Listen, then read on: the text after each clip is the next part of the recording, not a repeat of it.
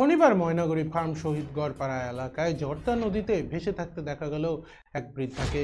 এদিন সকালে শহীদগড়ের বাসিন্দা রাধা সাহা প্রথমে দেখতে পান নদীতে ভেসে থাকা বৃদ্ধা ওই মহিলার মৃতদেহ। এই ঘটনা চাউর হতে ঘটনাস্থলে প্রচুর মানুষের ভিড় জমে যায়। খবর দেওয়া হয় ময়নাগুড়ি থানায়। পরে ময়নাগুড়ি থানার পুলিশ ঘটনাস্থলে পৌঁছে দেহটি উদ্ধার করে ময়নাগুড়ি গ্রামীণ হাসপাতালে নিয়ে আসলে হাসপাতালের কর্তব্যরত চিকিৎসক তাকে মৃত বলে ঘোষণা করেন। প্রথম দিকে মৃতদেহটির পরিচয় না জানা গেলেও পরবর্তীতে ওই মৃতদেহটির পরিচয় জানা যায়। তিনি ময়নাগুড়ি স্থানীয় গোবিন্দনগর এলাকার বাসিন্দা। মৃত মহিলার নাম রোমিও বালা রায়, বয়স আনুমানিক 90 বছর।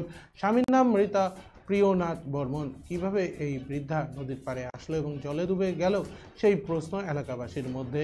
যদিও এ ব্যাপারে ময়নাগুড়ি থানার পুলিশ ঘটনার তদন্ত শুরু করেছে। পুলিশ মৃতদেহটি ময়না তদন্তের জন্য জলপাইগুড়ি সুপার স্পেশালিটি হাসপাতালের মর্গে পাঠায়। বললাম যে মারা গেছে, কে হয় আপনার? মা। বললাম কি নাম ওনার? অমৃতবালা বর্মন। বললাম কি হয়েছে ঘটনাটা বলেন তো। আমরা খুব সকালে উঠা মা চলে গেছে, আমরা তো ঘুমিয়েছিলাম। তারপরে আমরা যখন ঘুম থেকে উঠি মাকে খোঁজাখুঁজি করি, দেখি মা নাই। তারপরে দেখি আমাদের পার্শ্ববর্তী নদী, ওখানেই মা পড়ে 11টা কি 10টার দিকে দেখি মা আত্মীয় স্বজনের বাড়িতে খোঁজাখুঁজি করি, দেখি মাকে পেলাম না। তারপরে শুনলাম বলে নদীতে একজন মারা গেছে। ওখানে যাই দেখলাম আমার মা।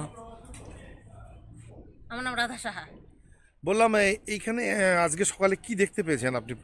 আমি গরম জল করতেছিলাম, তখন পাশে একটা ছেলে আমাকে ডাকতেছে, ও দিদি করে। তা আমি আবার সেটাকে বোকা দিলাম যে কেন রে তুই আমাকে ডাকিস, একটু নিচের দিকে আসো, দেখো মনে হচ্ছে একটা লাশ। তা আমি ওটা বিশ্বাস না করে আমি ভাবলাম যে ঠাকুর তো ভাষায় যদি ঠাকুর হয়ে থাকে, তখন আমি নদী পার হয়ে সাঁতরায় দেখে আসলাম যে থানায় ফোন করতে গেলে অরিজিনাল তো জিনিসটা দেখতে হবে। এই তো তারপরেই তো লোকজন জানাজানি হয়ে।